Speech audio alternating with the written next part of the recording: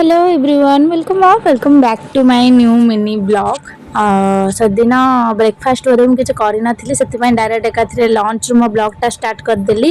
ଖାଇ ପିଇ ସାରିକି ଏଠି ମୁଁ ଯାଇଥିଲି ପରିବା କିଣିବାକୁ ଆଉ ଗେଣ୍ଡୁ ଫୁଲ କିଣିବାକୁ କାହିଁକିନା ତା ପରଦିନ ଥିଲା ସରସ୍ୱତୀ ପୂଜା। ଗାଇସ୍ ଏଠି ଫୁଲ କିଣାକିଣି ଚାଲିଥିଲା ସରିଲା ପରେ ତାପରେ ଜିଜୁ ଆସିଥିଲେ, ଜିଜୁ ଡାକିଲେ ମାର୍କେଟ କମ୍ପ୍ଲେକ୍ସ, ସେଠିକି ଗଲି କାହିଁକିନା ମୋ ଦିଦିର କିଛି ନେଲ୍ ପଲିସ୍ ବଗେରା ନେବାର ଥିଲା। ତାପରେ ସେଠୁ ଆସିକି ଏଠି ବଡ଼ ଭାଉଜ କରିଥିଲେ ପାଓ ଭାଜି ବଡ଼ା ପାଓ, ସେ ଯାହା ବି ହଉ ତାକୁ ଖାଇ ଦେଇକି ତା ପରଦିନ ସକାଳେ ଟୁଇଁର ମୋର ବାହାରି ଯାଇଥିଲୁ ବିନ୍ଦୁସାଗର।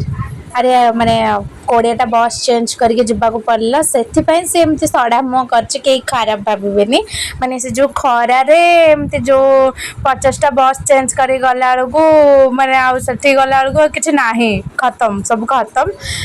ଛାଡ଼, ଫାଇନାଲି ଆମେ ମାନେ ବସ୍ର ଗୋଟେ ପରେ ଗୋଟେ ଅତିକ୍ରମ କରିକି ଷ୍ଟପେଜ ଯାଇକି ପହଞ୍ଚି ଗଲୁ ଲିଙ୍ଗରାଜ ମନ୍ଦିର ପାଖରେ। ତାପରେ ବାଟରେ ଏଠି ରାମ ମନ୍ଦିର ଦେଖିଥିଲୁ, ରାମ ମନ୍ଦିର ଦେଖିକି ନୂଆ ନୂଆ ଜାଗା ନା ଟିକେ ଭଲ ଲାଗୁଛି ଦେଖିଲା ବେଳକୁ।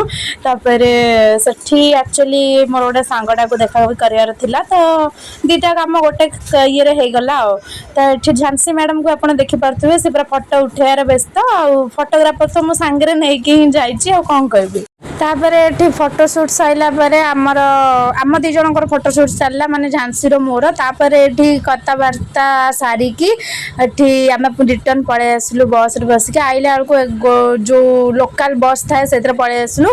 ଆସିକି ଇଏ ଦେଖନ୍ତୁ ଶୋଇପଡ଼ିଲାଣି ବିଚରା ଛୁଆଟା, ଥକି ଗଲାଣି। ସକାଳୁ ଯାଇକି ଫେରୁଛୁ ଆମେ କେତେବେଳକୁ 4ଟା ବେଳକୁ। ତାପରେ ଏଠି ମୁଁ କ'ଣ ପାଇଁ ଯାଇଥିଲି, ଏଠି ଆକା ଆଈଙ୍କ ମ୍ୟାରେଜ୍ କାର୍ଡ଼ ଆସିକି ପହଞ୍ଚିଗଲା, ଦେଖିକି ବହୁତ ଖୁସି ଲାଗୁଛି। ଆମେ ଯିବୁ ନା ନାଚିବାକୁ, ସେଥିପାଇଁ। ତ ଏଠି ଏଇ ଯେଉଁ ଖାଦ୍ୟଟା ଖାଇଥିଲି ସେଥିପାଇଁ ଧନ୍ୟବାଦ ଦେଉଛୁ ବୁବୁନ ଭାଇଙ୍କି ଏତେ ସୁନ୍ଦର ଟ୍ରିଟ୍ ପାଇଁ। So thank you for watching.